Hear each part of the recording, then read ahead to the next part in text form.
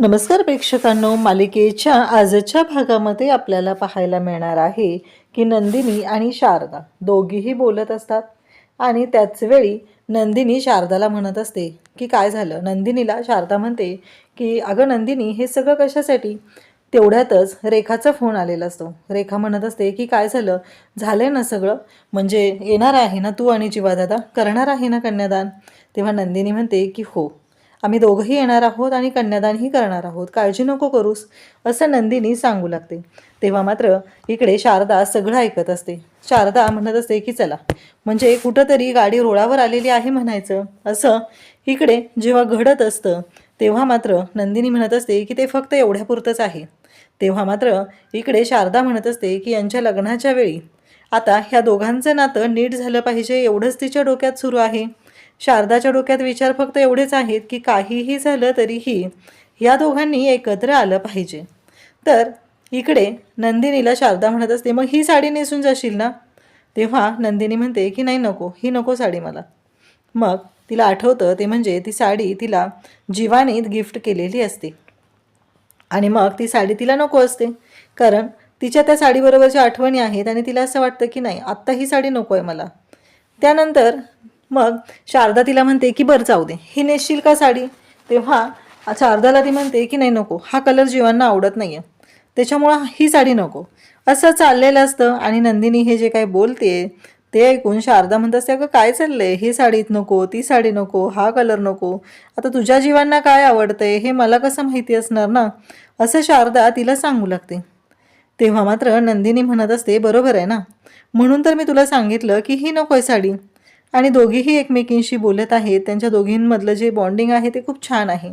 इकडे जीवासुद्धा घरी आलेला आहे, तो आईशी बोलत असतो. आई म्हणत असते की काय हे, कसं आहेस रे तू. तेव्हा तो म्हणतो, अगं तुला माहिती आहे का, नंदिनीच्या म्हणजे माझ्याकडे तसे कपडे भरपूर आहेत, मी घेऊन गेलेलो, पण नंदिनीच्या आनंद निवासमध्ये जी मुलगी होती ना, रेखा, तिचं लग्न आहे आणि तिचं कन्यादान करायचं आहे, मग तिच्या लग्नासाठी जायचं आहे ना, म्हणून मग म्हटलं शेरवानी वगैरे छानपैकी घेऊन जाऊया. तेव्हा मानिनी म्हणते, काय तुम्ही दोघंजण लग्नाला जाणार आहात. तेव्हा जीवा म्हणतो, हो, काय झालं, आम्ही दोघंही जाणार आहोत लग्नाला. असं जीवा जेव्हा आईला सांगत असतो तेव्हा मात्र मानिनीला खूप छान वाटतं.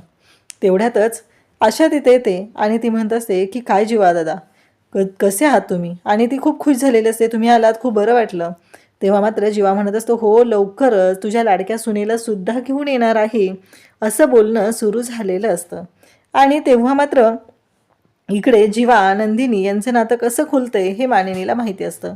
आणि मग मानिनी बाप्पाच्या समोर येते आणि म्हणू लागते की आता मला बाप्पाचं तोंड गोड केलं पाहिजे, आधी गोडाचा प्रसाद इथे ठेवला पाहिजे. तेवढ्यातच पार्थ आणि काव्य आलेले असतात. ते म्हणतात की हो आई, अगदी गोड बनवलंच पाहिजे आज, का माहिती आहे का तुला, आजचा दिवसच तसा आहे ग, त्याच्यामुळं गोडाचा पदार्थ बनवलाच पाहिजे आणि सगळ्यांना गोड दिलं पाहिजे. तेव्हा मानिनी म्हणते, का रे, काय झालं. तर तो म्हणतो की आमचा प्रोजेक्ट जो होता ना तो फायनल झालेला आहे, म्हणजे आजची मीटिंग छान झाली. खरं तर सगळं बिनसलं होतं, पण अचानक काव्य आल्या आणि काव्याने खरं तर आजची मीटिंग जबरदस्त अशी केलेली आहे, त्यांच्यामुळं हा प्रोजेक्ट मिळालेला आहे, हे बोलणं सुरू झालेलं असतं. तेव्हा मात्र हे ऐकल्यानंतर मानिनी खूप खुश होते. मानिनीला खूप छान वाटतं की चला, म्हणजे माझ्या या लेखाचं सुद्धा खूप छान चाललेलं आहे, हे मानिनीच्या लक्षात आलेलं असतं. आणि त्याच वेळी इकडे काव्यासुद्धा पार्थबरोबर असते आणि या सगळ्या गोष्टी छान पद्धतीने घडत आहेत हे मानिनीच्या लक्षात येतं. तेवढ्यात तिथे आनंदाला गालबोट लावायला आलेली आहे ती म्हणजेच वसू आत्या. आणि वसू आत्या म्हणते की नाही, कसं आहे माहिती आहे का, तू काहीही म्हणालीस तरीही या सगळ्या गोष्टी ज्या घडत आहेत ते म्हणजे माझ्या रम्याने काहीच केलं नाही आहे, ऐनवेळी काव्याने येऊन सगळं केलं आणि सगळं क्रेडिट काव्याला. तेव्हा मात्र वसूला मानिनी म्हणते की कसं आहे माहिती आहे का वसूताई, तुम्हाला कोणत्याच गोष्टी जमतच नाही येतो, तुम्हाला सगळ्यामध्ये ना अगदी चुकीचंच वाटत असतं, त्यामुळे तुम्ही असं वागत असता, कारण तुम्हाला माझ्या मुलांचं चांगलं झालेलं बघवतच नाही आहे ना, कारण तुम्हाला प्रत्येक वेळेस तुमच्या गोष्टी महत्त्वाच्या वाटत आहेत. असं म्हणत त्या दोघींमध्येही वाद चाललेले असतात. आणि तेवढ्यातच जीवा तिथं आलेला आहे ही गोष्ट लक्षात येते आणि पार्थ म्हणत असतो जीवा. पार्थलाही छान वाटतं आणि मग इकडून काव्या पण म्हणते की जीवा. त्या क्षणी एक गोंधळ होतो आणि तो म्हणजे पार्थ आणि काव्या या दोघांच्याही आता डोळ्यासमोर, म्हणजेच पार्थच्या डोळ्यासमोर येतं ते म्हणजे तो फोटो जीवा मात्र खुश झालेला असतो, बडे मिया. कारण जीवा आला ही गोष्ट पार्थला खूप आवडलेली असते. पण अचानक तो फोटो डोळ्यासमोर येतो आणि पार्थच्या चेहऱ्यावरचा रंग उडून जातो. म्हणजे त्याला असं वाटत असतं की हे दोघं एकत्र येणार आणि त्याला ती गोष्ट सहनच होत नसते. तेव्हा मात्र तो सांगत असतो की काय मग बडे मिया, असं भेटणार आहे का? पार्थ म्हणतो की नाही, मला एक इम्पॉर्टंट कॉल करायचा आहे. तेव्हा तो म्हणतो की असं काय रे? आणि वसू म्हणते की बरोबर आहे, कसा भेटेल ना रे तुला तो? कारण त्याच्या चेहऱ्यावरचा आनंद तूच हिरावून घेतलेला आहेस. मग कसा भेटेल तुला तो? कारण तुझ्याबद्दल त्याला काही वाटणारच नाहीये ना. एक साधी गोष्ट आहे ती लक्षात घे, म्हणजे तुला कळेल, म्हणजे तू असं वागणार नाहीस. असं हे चालू झालेलं असतं.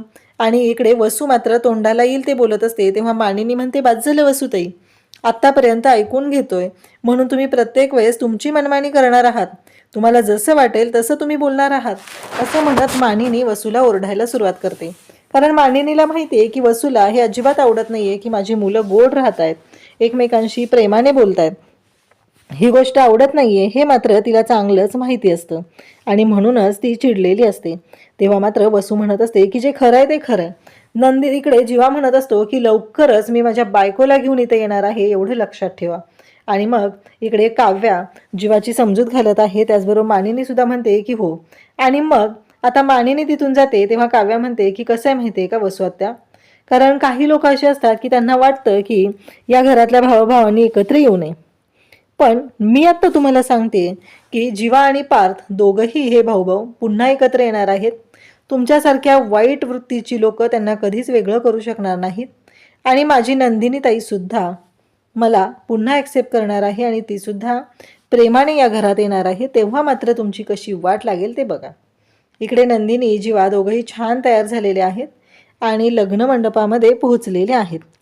त्याचबरोबर इकडे त्या दोघांनाही खूप छान वाटत असतं. फायनली कुठंतरी या नात्याची सुरुवात होताना पाहायला मिळत असते.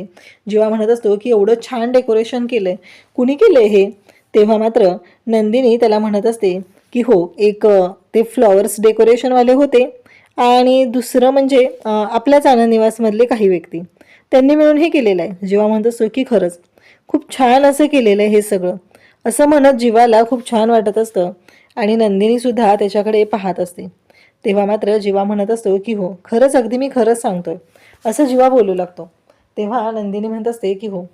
आणि मग जीवा नंदिनी या दोघांचं चालू असतं. तेव्हा जीवाला नंदिनी विचारते, जीवा म्हणत असतो की रेखाला भाऊ नाही आहे ना, त्याच्यामुळं चला मी भाऊ म्हणून रेखाचा इथे आलेलो आहे आणि हे सगळं मीच करणार आहे, असं तो सांगू लागतो. तेव्हा नंदिनी म्हणते की सॉरी पण तुम्ही रेखाचा भाऊ म्हणून नाही येऊ शकत आहे इथं. तेव्हा जीवा म्हणतो का, काय झालं? तेव्हा नंदिनी म्हणते की आपल्याला कन्यादान करायचं आहे. जीवा म्हणतो असं आहे का? तेवढ्यातच गुलाबाची फुलं आणि गजरा तिथं प्रत्येकाला दिला जात असतो. मग नंदिनीच्या केसात गजरा माळायचा असतो. तेव्हा जीवा म्हणत असतो की मी माळतो. तेव्हा नंदिनी म्हणते की नाही नको. आणि नंदिनी स्वतः गजरा माळायला जाते आणि तो गजरा निसटतो. तो जीवा झेलतो आणि तिला म्हणतो की बघितलंस ना, म्हणजे या गजऱ्याला पण असंच वाटत आहे. तेव्हा जीवा म्हणतो की मी देतो. तेव्हा नंदिनी म्हणते की नाही नको. आणि पुन्हा नंदिनी तो गजरा हातात घेते आणि स्वतःच्या हातांनी केसामध्ये माळू लागते. जीवा तिच्याकडे पाहत असतो. त्यानंतर इकडे आपल्याला पाहायला मिळतं ते म्हणजे काव्या कॉफी घेऊन आलेली असते. काव्या म्हणत असते की मला देशमुखांच्या बोक्याशी बोलावंच लागणार आहे. आणि इकडे पार्थ मात्र मोबाईल हातात घेऊन बसलेला असतो आणि तो मोबाईलवरती काहीतरी पाहत असतो. काव्या म्हणते की आता मलाच काहीतरी वेगळं केलं पाहिजे, तरच ह्या गोष्टी सगळ्या नीट होतील, असा विचार काव्याच्या डोक्यात सुरू झालेला असतो. आणि काव्या मात्र तिथेच असलेला दुसरा कॉफीचा मग घेते आणि आणलेली कॉफी 2 कपामध्ये डिवाईड करते आणि पार्थकडे येते आणि पार्थला म्हणते की देशमुख हे घ्या, असं म्हणत तिने कॉफी पार्थला आणून दिलेली आहे. तेव्हा मात्र पार्थ कॉफी घेतो आणि काव्या म्हणते की कशी झाली? आता मात्र पार्थ शांत होतो, तो काहीच बोलत नाही. तेव्हा पुन्हा बोलतो की छान झाली. तेव्हा काव्या म्हणते पण चेहऱ्यावर दिसत नाहीये. तेव्हा पार्थचं म्हणणं येतं की जर चेहरा वाचायला जमत नसेल किंवा चेहऱ्यावर भाव दिसत नसतील तर चेहरा वाचणं बंद करावं, असं पार्थ सांगू लागतो. आणि मग मात्र इकडे आता काव्या पार्थ दोघंही तिथं बसलेले आहेत. काव्या म्हणत असते की देशमुख काय हे सगळं, तुम्हाला माहिती आहे ना सगळं नीट होणार आहे, कारण मला माहिती आहे की माझा बोका कसा आहे ते, असं म्हणत काव्या पार्थसोबत बोलत आहे. इकडे पार्थ मात्र काव्याकडे पाहत असतो आणि तो म्हणत असतो की बाद झालं हे सगळं, कारण एवढं सगळं काव्या करते तरीही. तेव्हा ती म्हणत असतो की माझा चेहरा वाचण्यापेक्षा तुम्हाला आयएसचा अभ्यास पण भरपूर आहे, त्याच्याकडे तुम्ही लक्ष दिलं तर ते बरं होईल, असं तो सांगू लागतो. मग मात्र काव्या त्याच्याकडे पाहत राहते. ती म्हणते तेच तर ना, एक सांगायचं होतं, बोलू का? तेव्हा पार्थ म्हणतो हां बोला ना. तेव्हा ती सांगू लागते की कसं आहे माहिती आहे का, माझी आयएसच्या एक्झामचं सेंटर आलेलं आहे. हे ऐकल्यानंतर पार्थ म्हणतो मग? तेव्हा काव्या म्हणत असते नाही तेच मी सांगतोय ना, की काव्या म्हणते की तेच मी सांगते ना, माझ्या आयएसच्या एक्झामचं सेंटर आलेलं आहे आणि मला असं वाटतंय की तुम्ही माझ्याबरोबर याल का? मुंबईच्या बाहेर आलं आहे ते सेंटर. आता मात्र काव्या आणि पार्थ दोघंही एकमेकांकडे पाहू लागतात. पार्थ म्हणतो की नाही जा ना तुम्ही, कारण तुमची असेल ना तुमची मैत्रीण अनिशा असेल ना सोबत, तिला घेऊन जा. काव्या म्हणत असते नाही तिचे तर वेगळेच नखरे चालू झालेले आहेत, तिला नाही यायचं आहे माझ्यासोबत आहे आणि तिचं वेगळंच सुरू आहे, असं काव्या बोलून जाते. तेव्हा मात्र इकडे पार्थ म्हणत असतो की नाही तेच मला सांगायचं होतं की तुम्ही जा ना तिच्याबरोबर, ती असते ना तुमच्यासोबत, मग तुम्हाला काहीच प्रॉब्लेम नाही आहे, असं काव्या बोलून रिकामी होते. काव्याला पार्थ बोलून रिकामा होतो. काव्या म्हणत असते की नाही मला असं वाटत होतं की तुम्ही यावं. पार्थ मात्र आता नाराज झाला आहे. तो म्हणतो की नाही मला नाही जमणार आहे, मी नाही येणार आहे, असं पार्थ स्पष्टपणे बोलतो. काव्याला मात्र वाईट वाटतं. काव्या म्हणते देशमुख, परंतु आता पार्थने नकारच देऊन टाकलेला असतो. इकडे नंदिनी आणि जीवा पोहोचलेले असतात. तेव्हा त्यांचा तो राहिलेला विषय सुरू असतो. नंदिनी म्हणते की तुम्ही ना तिचा भाऊ म्हणून नाही येऊ शकत आहे. तेव्हा तो म्हणतो पण का? तेव्हा ती म्हणते की आपल्याला कन्यादान करायचं आहे, म्हणजे चालेल ना तुम्हाला? मी तुम्हाला विचारलंच नाही आहे, एवढी मोठी गोष्ट आहे आणि मी तुम्हाला आता डायरेक्टली सांगते, असं ती सांगू लागते. तेव्हा मात्र इकडे जीवा म्हणतो की काहीच हरकत नाही आहे, उलट किती छान आहे ना, म्हणजे मला इतके दिवस वाटतच होतं, पण आता मात्र खरंच खूप छान वाटते. म्हणजे माझं स्वप्न होतं की आपल्याला एक छान अशी गोड मुलगी असावी आणि आपण दोघांनी जोडीने तिचं कन्यादान करावं. इतक्या लवकर माझी इच्छा पूर्ण होईल असं मला वाटलं नव्हतं, असं तो म्हणू लागतो. आणि मग मात्र नंदिनी त्याच्याकडे पाहतच राहते. इकडे काव्या मात्र पार्थला म्हणत असते अहो असं काय करताय देशमुख, चला ना तुम्ही माझ्यासोबत. अहो तुम्ही यावं म्हणून तर म्हणते ना, एकतर माझं अभ्यास करण्यात एवढा वेळ, म्हणजे तुमच्या मागे करण्यात एवढा वेळ गेला आहे ना, त्यामुळे मला थोडंसं टेन्शन आहे, तुम्ही आला तर मला बरं वाटेल, असं तिचं चालू असतं. परंतु हा मात्र काही पट्टा ऐकायला तयार नसतो. हा म्हणत असतो की नाही मला नाहीच जमणार आहे, असं तो स्पष्टपणे सांगत असतो. आणि तेव्हा मात्र काव्या त्याला समजवण्याचा प्रयत्नच करत असते. आता काव्या एवढी चिडलेली असते की ती जेवायलाही तयार होत नाही आणि तिनं जेवणही न करण्याचा निर्णय घेते.